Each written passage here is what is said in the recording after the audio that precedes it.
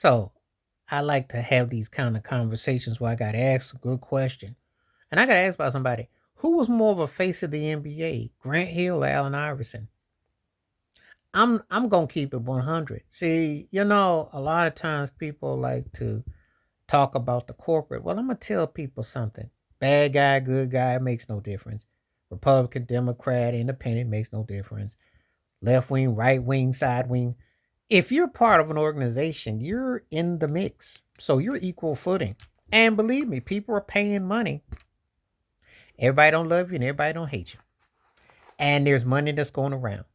Now, obviously the streets and then the mainstream are different, but are they really? Are they really? I asked this question because Duke, when at Grant Hill was college success story, prim and pampered, and everybody loved Grant Hill. He was like almost pre Will Smith. He was destined. His game was kind of similar, marked after Scottie Pippen, but they wanted to push him like a Jordan. They wanted to push him, and he was co-rookie of the year with Jason Kidd, who was considered a bad dude himself, on and off the court. Another story, another video.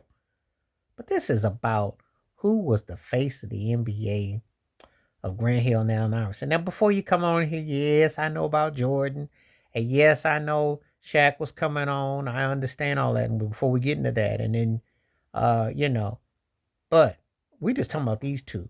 We're going to talk about the good guy, bad guy, and the facade and the whole stereotype cast, what they did. Who was the face of the NBA of these two guys?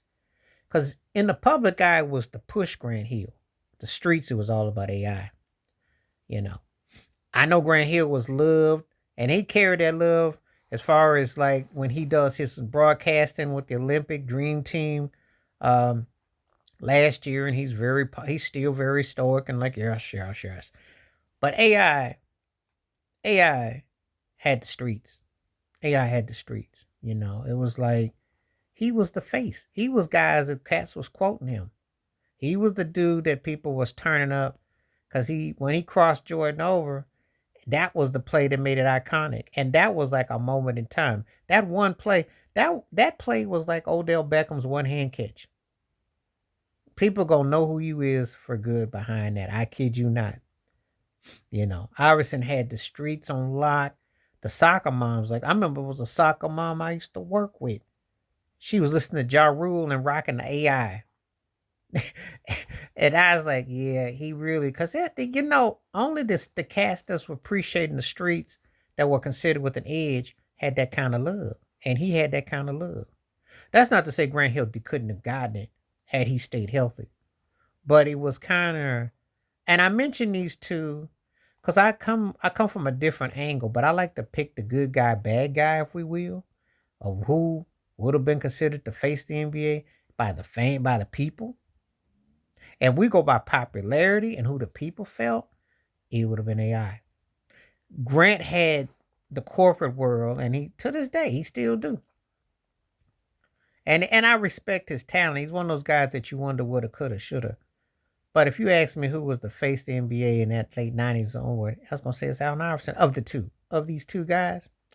And I'll probably be doing a series like that. I'm gonna be doing something completely different where I pick a couple people in different sports or different things, and they the face. Because you can make a case for the street face, corporate face, side face, in face, house face, in whatever you want to call it. He had it like that. And he definitely had the respect of his peers. People, I think, at all, pound for pound, on the court, off the court, AI on that one. Please hit like, subscribe, welcome thoughts, comments, and I do respond. Thank you. Wash your hands. Keep your mind clear. Watch out for another initiative if you like. Stay safe, stay blessed, stay woke, stay free. I'm all the time. Peace.